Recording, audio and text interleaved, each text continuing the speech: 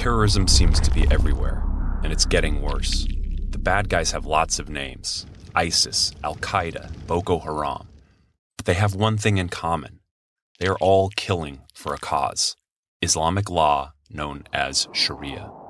Sharia is the implementation of medieval Islam. Sharia demands a holy war called Jihad. The most widely available book of Islamic law in English says jihad means to war against non-Muslims. There are two kinds of jihad. Violent jihad is horribly simple: slaughtering innocents and forcing submission. Violent jihadists want to conquer land for their caliphate, essentially an Islamic state where Sharia law is supreme. But there is another kind of jihad.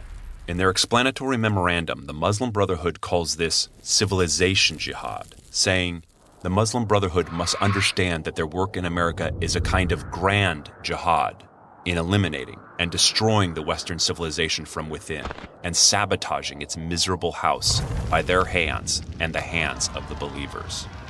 Civilization jihad has the same goal as violent jihad: to conquer land for their caliphate.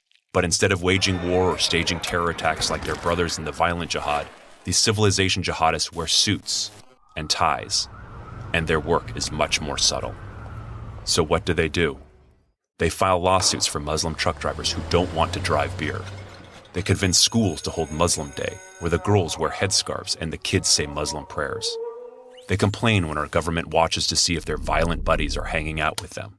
They call anyone critical of Islamic law an Islamophobe, a term they invented to make people scared to speak out.